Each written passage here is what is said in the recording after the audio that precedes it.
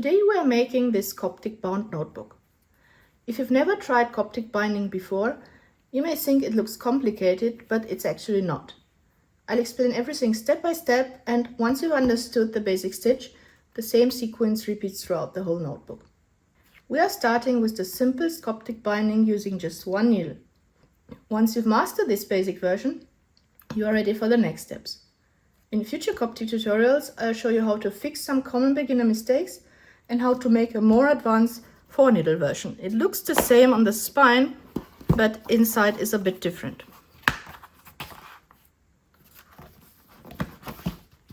Hi, I'm Joanna. Welcome back to my missredfox paper art channel. It's all about bookbinding and paper crafts for beginners here. Let's make our first Coptic notebook together. So why Coptic? Before we start, I'd like to quickly explain what makes Coptic binding different.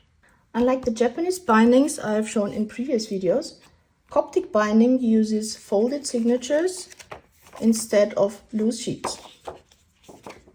A signature or section simply means several folded sheets of paper nested inside the other.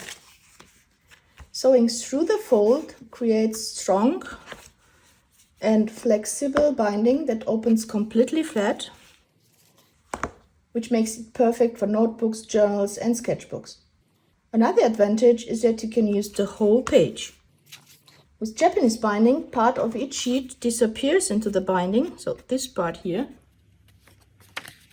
So you lose a little writing space along the spine. Because the signatures are sewn together instead of being sewn together and then being glued into a rigid spine, the covers have a little more movement than a traditional hardcover book. But every binding has its strengths. A glued hardcover feels more solid and rigid, while a Coptic notebook is much more flexible and comfortable to write in because it opens flat. And the Japanese binding is, of course, very decorative. For this notebook, I'm using 2 prepared covers, 20 sheets of handmade paper for 5 signatures, a knoll, a whole template, a bone folder, linen thread, a needle, beeswax, a clip, and something to punch the covers holes on for not ruining the table. I'm making a small notebook today, so the sewing stays manageable and the individual steps are easier to see. For the covers, I've used Nepalese Locta paper, but Japanese Chiogami paper works great as well, and even a nice quality wrapping paper can make a lovely notebook cover. I've prepared the covers beforehand to keep this tutorial focused on the binding itself, but if you'd like to see how I make covers like this, you will find links to some of my previous videos in the description. Each signature is made by several folded sheets nested inside each other. In this notebook there are 4 sheets per signature. The number of sheets depends on the thickness of your paper. For ordinary printer paper or for this handmade paper, which is about 100 grams per square meter, so GSM, I usually use 4 sheets per signature, but if I work with thicker paper like watercolor paper, I often use only 2 or maybe 3 sheets per signature. If you add too many sheets per signature, the inner pages will start to stick out at the foredge, like you can see here. You can trim that later with a blade or a guillotine or at the print shop, or leave it as it is, or simply use fewer sheets per signature. For this handmade paper, I actually like the deckled edges, and they give the notebook a more natural, organic look, so this is why I rip them instead of cutting them. You can either fold every sheet separately by placing corner to corner, folding first with your fingers and then with a bone folder.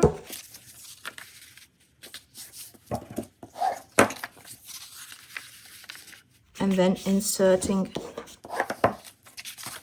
them into one another.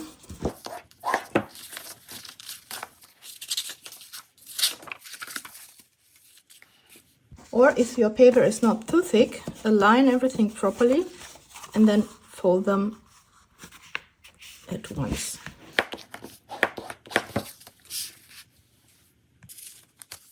I've also noticed that the notebook looks much more professional if the signatures are pressed for a while before sewing. The spine becomes more flatter and less bulky. You can do this in a book press or by using a stack of heavy books. And I have some videos about simple DIY book presses, which I will link in the description as well if you're interested. You can see here what I mean about pages sticking out of the signatures. But I don't care too much with this book because this is handmade paper and the edges are deckled, so I like this organic look and this is fine with me. But if you would have plain paper or watercolor paper, I would think about trimming the edges to have a straight edge after making the signatures. But for today's tutorial, I press the finished notebook after sewing is complete and not the pages first. Before I will start punching the holes, I would like to say a few words about the hole template, because there is just one correct way to do it. For this notebook, I am using 4 sewing stations, so holes, but you could just as well use 5 or even 6. Personally, I wouldn't only use 3 because I think the binding becomes a little less stable. The only real guideline, apart from making the template as high as your pages or as your cover, is that in my opinion, the first and the last holes shouldn't be too far away from the top and bottom edges. Apart from that, you can space them however you like, although I would recommend keeping the distance between the holes equal. I usually draw my own template on a strip of cardstock or thick paper, so I can repeat that pattern with every book I make in that size. Sometimes I also use this 3D printed punching cradle. It has a V shape that helps position the signatures in the fold and makes punching a little quicker. But that's really optional and a simple handmade template works just as well. For the covers, I placed the holes at about 1 centimeter from the spine edge. Then I will simply make sure that the holes in all my signatures are at exactly the same height, so everything lines up perfectly once I begin sewing. I do that by making only one template with the holes for the cover and for the pages, for the signatures, at exactly the same height. I will start by punching the holes in both covers at once.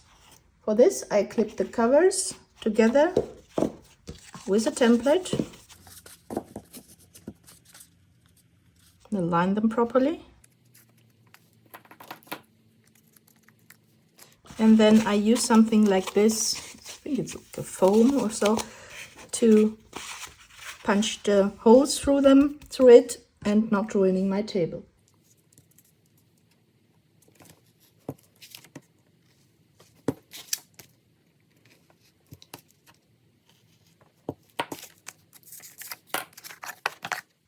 And now I have holes on both sides, and I could make them a bit larger if I think I need to. They don't have to be too large. The needle just has to be able to pass through them. And I take care to flatten these on the back side so it looks properly. Here as well.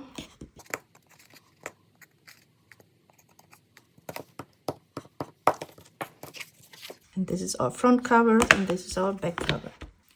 Now for the signatures. I open one signature and place my template, which I folded beforehand, in the middle of the signature and can clip it together. This is optional, but it's better to work like this. It makes everything much more stable.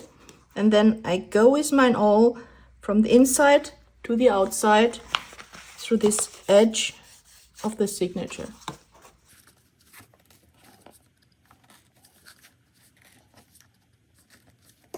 And then I can remove the template.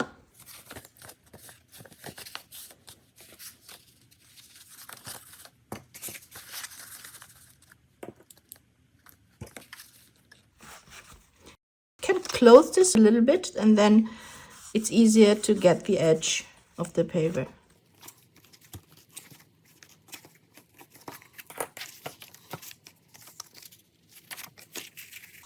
you can work without the clip too, if you hold this well enough. But you see, it shifts if you don't use it, so better use it. This ensures that your holes are the same height throughout the signatures. I can show you how this cradle works as well. It has holes, but I sometimes use them. This is why I color coded them. But if I have my template, I can use a signature here, put it in this V shape, and put my template on it, and then punch. And like this, I also make sure that the holes are exactly through the edge.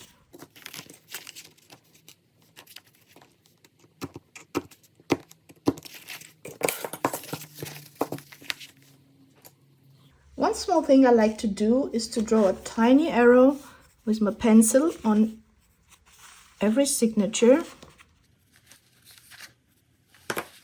pointing towards the top of the notebook. And even if your whole pattern is perfectly symmetrical, which it should, it's an easy way to keep all the signatures in the same orientation while you're sewing. And I will erase the arrows once the notebook is finished.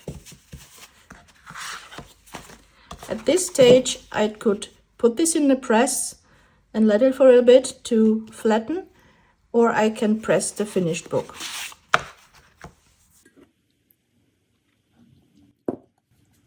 Now, before I start sewing, I need to measure my thread, and I use a simple rule of thumb.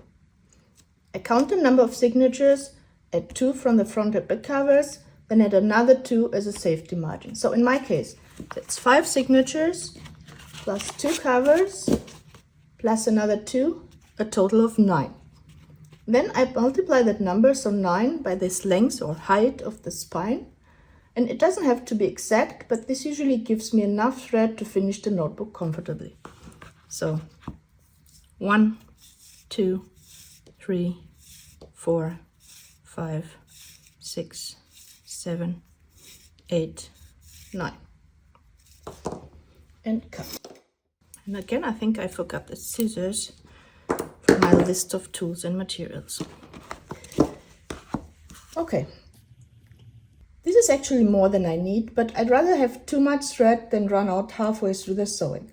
But if your thread turns out to be too short, don't worry. You can simply tie on another piece with a small square knot and continue sewing. I would try to place that knot inside a signature rather than on the exposed spine, where it will be less visible. By the way, the thickness of the thread also matters for the finished notebook. If the thread is too thick, the spine becomes noticeably bulkier than the foredge, like here thicker and here thinner, because every stitch adds to the spine thickness. If it's too thin, the binding can feel a little less stable. On the other hand, a slightly thicker thread makes the decorative chains on the spine stand out more, and since Coptic binding has an exposed spine, the thread and its color becomes part of the overall design of the notebook. One thing I definitely recommend is waxing the thread. It makes sewing easier, helps prevent tangles, and gives the finished binding a little more stability. If you don't have beeswax yet, you can certainly sew without it or use a candle. And I'm taking my beeswax piece and just pull the thread through it a couple of times. Mostly 3 times.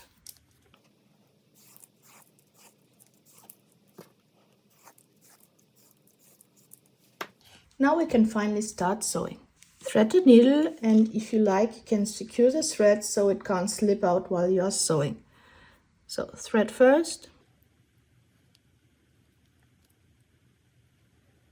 and then just put your needle through the thread at about 3 centimeters from the end.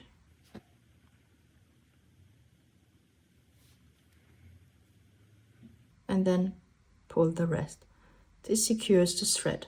I don't really like to do this because I like to adjust the length of my thread, so I will cut this away and start again.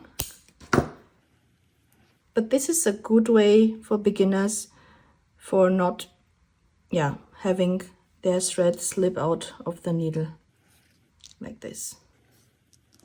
Now, I personally like to begin with the front cover and the first signature, but others prefer to start with the back cover and the last signatures, and both methods work equally well actually. You can also begin either at the upper or the lower hole. It's simply a matter of personal preference, but I like starting at the lower hole because I prefer having the starting knot there. So, this is my first signature. It has the arrow showing upwards here, and this is the front cover. And I will open the signature and insert the needle in the lower hole from the inside to the outside.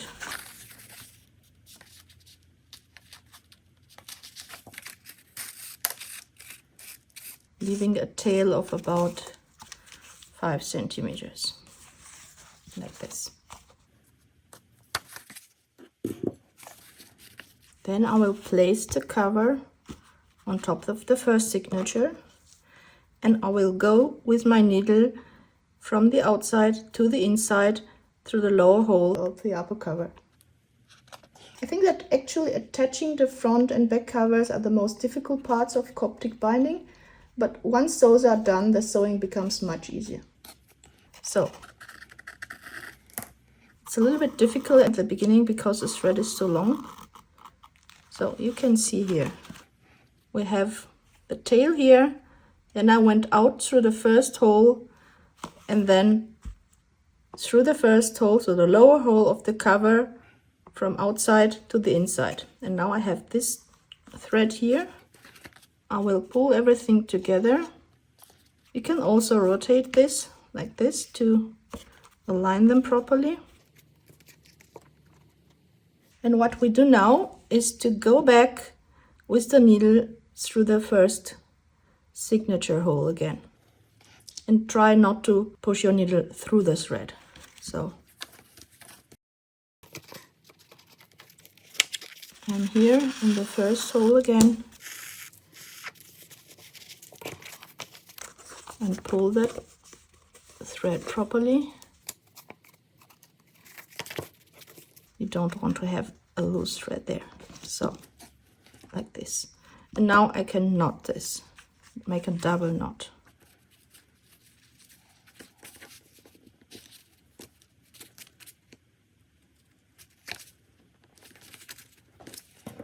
And also cut this tail away so it doesn't stand in my way. I don't make a knot in the tail before starting sewing, because if the hole in the signature is slightly too large, that knot could disappear through the paper, and tying the thread after the first stitch feels much more secure to me. So this is why I leave a tail, sew around the signature and the cover, come back and make a knot there. Now everything is secure and they stick together. And we can now continue sewing. Now, I am at the first hole and I'm going into the second hole from the inside to the outside. Pull everything, see that you don't have a loose thread here, and always pull into the direction of sewing. And now the same. We have to go through the cover, through this second hole.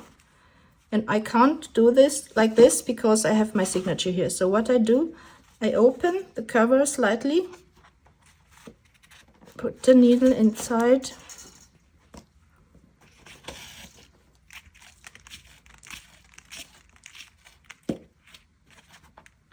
and then thread it between the cover and the first signature.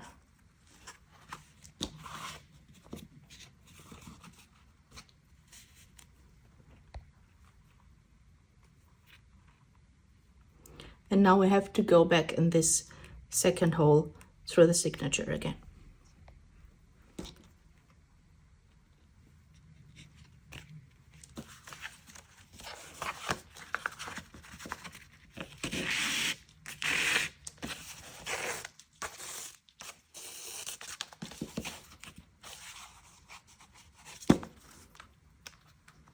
And the same with the third hole. From the inside to the outside, third signature hole. See that everything is tight here. Through the cover.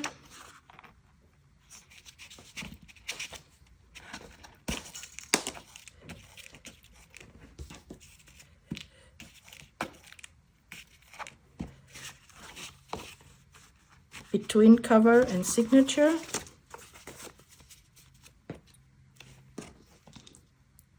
And into this third hole again.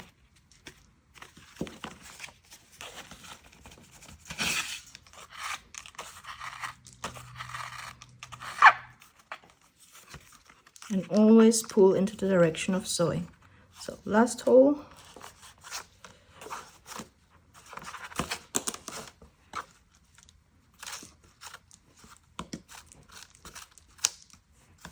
It's quite annoying with such a long thread at the beginning, but it gets better.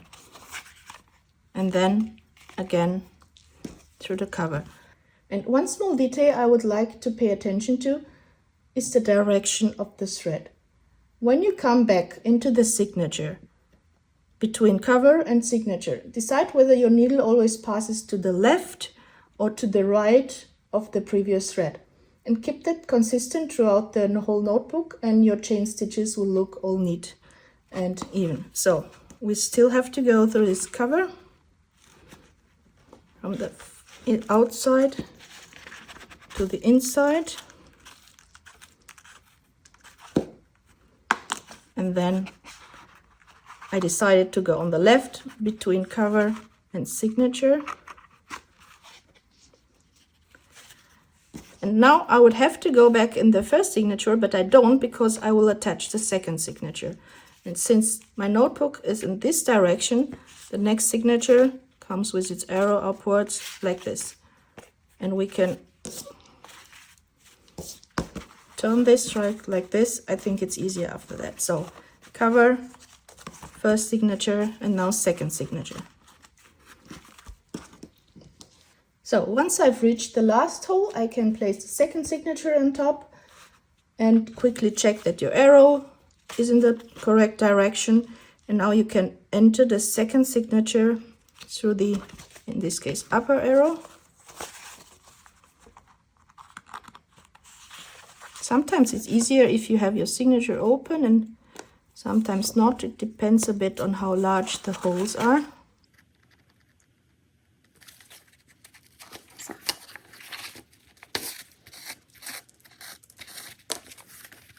So now we have cover, first signature, second signature. Try to align the signatures as well as you can and pull this as tight as possible.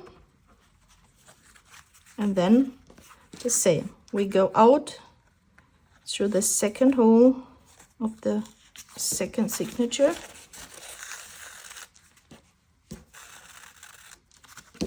Pull into the direction of sewing. And now we have to attach the second signature to the first one.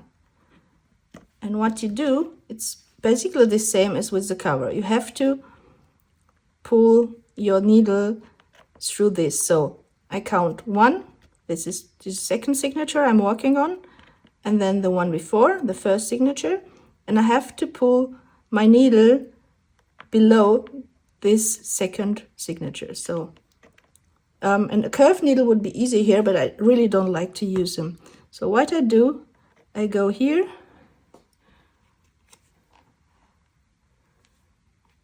with my needle, 1, 2, so below the second one, and then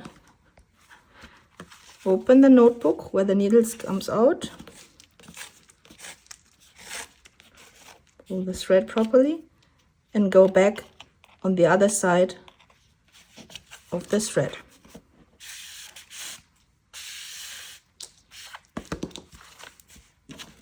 Take care not to have this over the corner. Pull apart carefully. So our thread goes below this one, this sewn section, and makes a loop around this one and goes back now inside this hole again.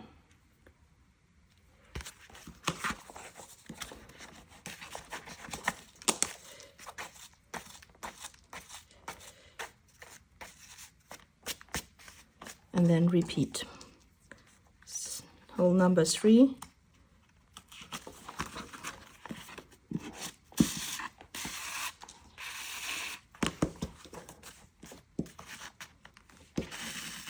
This happens a lot if the thread is too long. Align everything perfectly. Then I decided to go in on the right and come back on the left. So I go in after the second signature, if I count from the upper one, so 1, 2, go in here,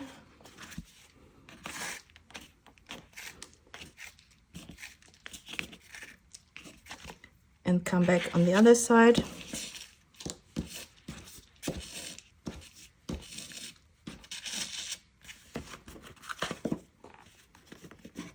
Pull tight, make the loop around this one and go back in the same hole.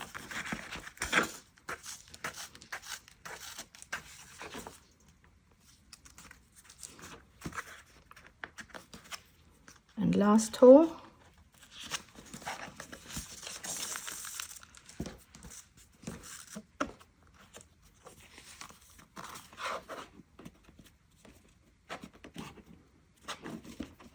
Now it's easy, I don't have to open this like this because we have the edge here. So I go in and out here.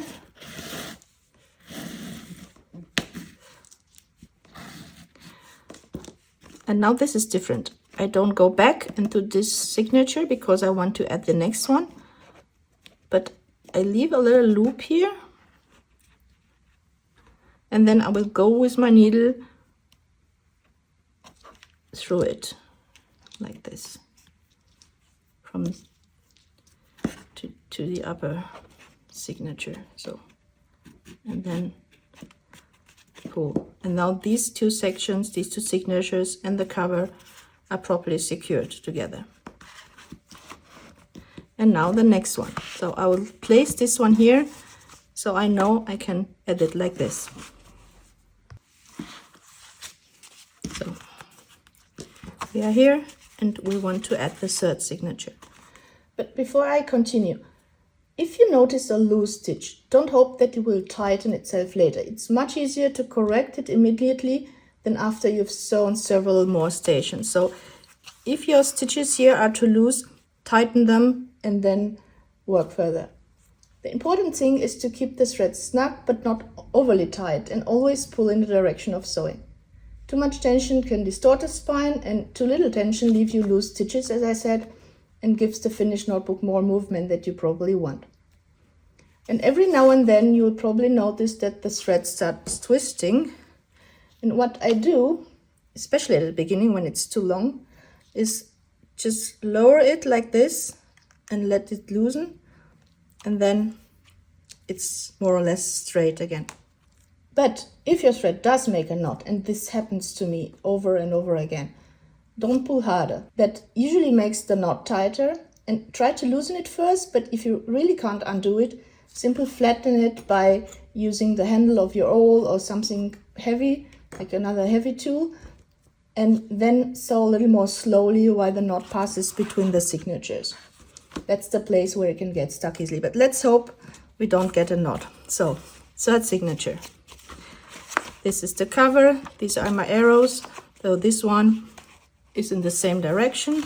I add it like this, and I now go through this hole where I finished with the other signature,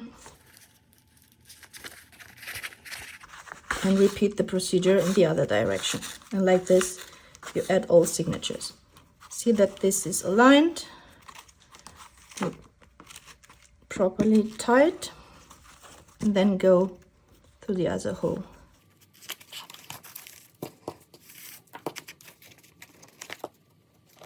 Now again, count 2 signatures back. So this is 1, this is 2, and insert your needle between or below this second one and come back on the other side.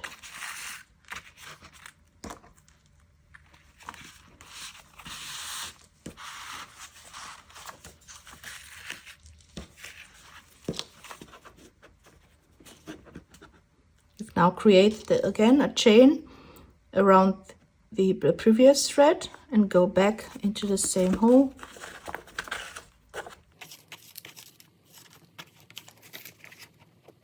and continue. So this is not too tight actually, so I will try pulling it from here a bit and correct it.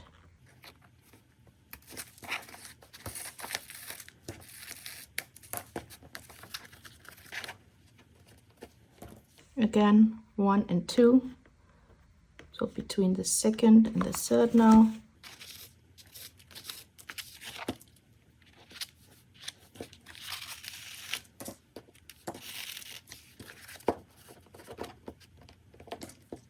And into this hole.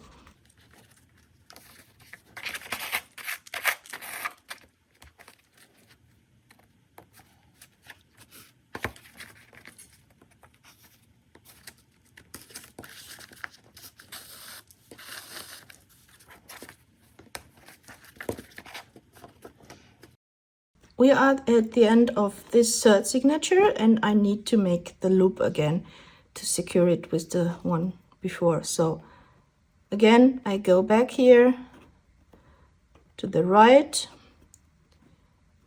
and come out to the left of my previous sewn section. So this is what I meant. Sometimes it tangles and it could make a knot, so you have to be prepared and work slowly eventually. And I have my loop, and I go with my needles through that loop, pull tight, and now the third signature is secured.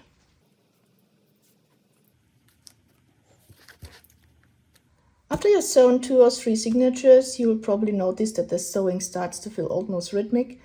And this actually is one of my favorite things about Coptic binding. Once you've completed the second signatures, you have exactly the same sequence, which repeats for the rest of the notebook.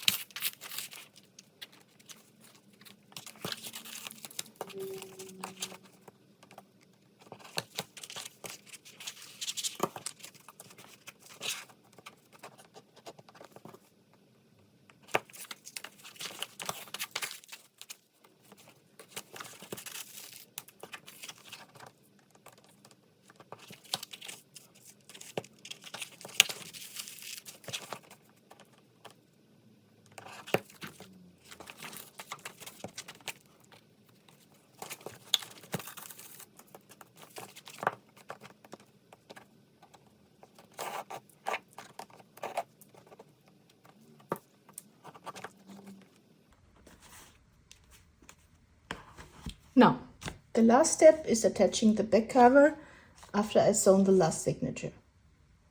Just like at the beginning, this is probably the trickiest part of the whole notebook.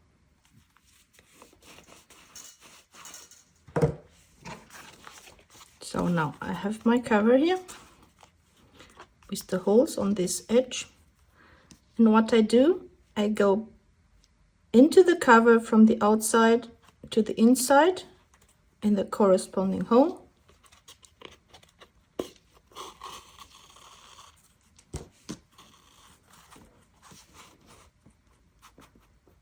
Pull this properly. And now to secure the cover, we have to go with the needle again around this thread. So here is easier because we have the edge. Just go with the needle below this thread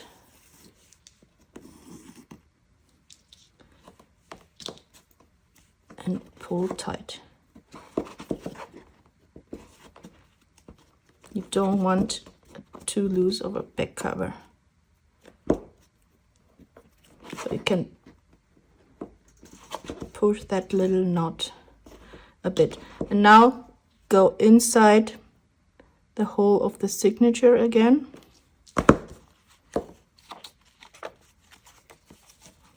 I didn't get it.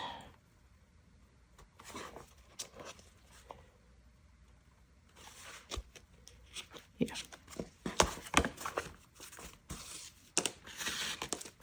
And this is different, this signature, because here we'll have a double thread in the end. So again, see that your knot is properly tight,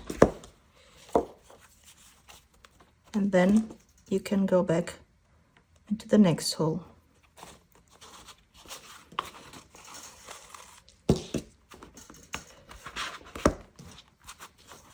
Again, through the cover,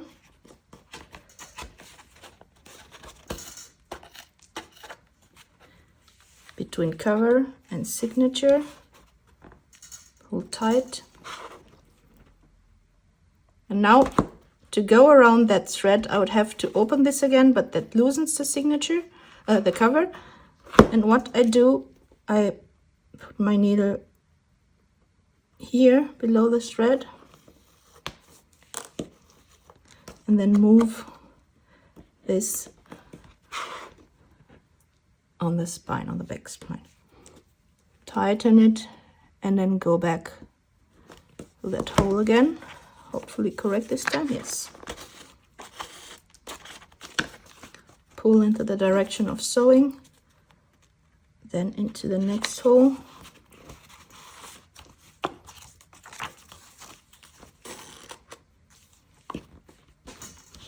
Through the cover,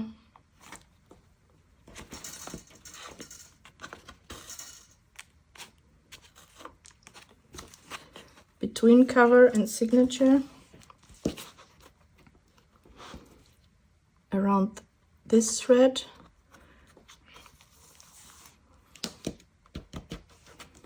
and then move my knot here through the hole again.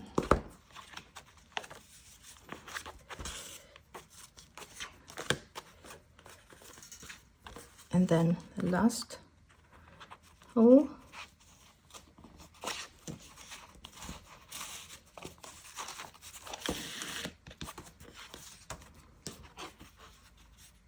Through the cover.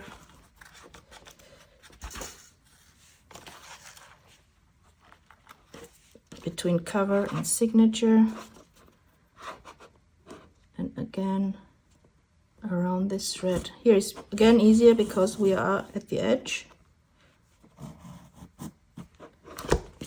Pull tight and go back into the signature hole. And once you've reached this last hole, you have to finish with a secure double knot. So what I do, I say from here to here, so upstairs if you want, and then into the loop downstairs, and then downstairs, downwards, and into this loop upwards. So I have a knot in 2 directions, and I can pull tight and trim the thread. And we are done. At this point, I like to press the finished notebook for a little while, either in the book press or under my great brick press or my wooden press. And this helps the signature settle into place, flattens the spine slightly, and gives the notebook a cleaner and more professional look. You can also use a stack of heavy books here for a few hours. And if you want to see how I made this one, I will link the video in the description. I will now erase these markings here.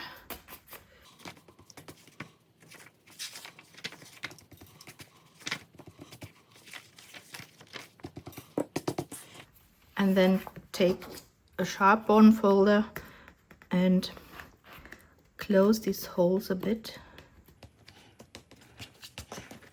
so the book looks more polished. And on the front side,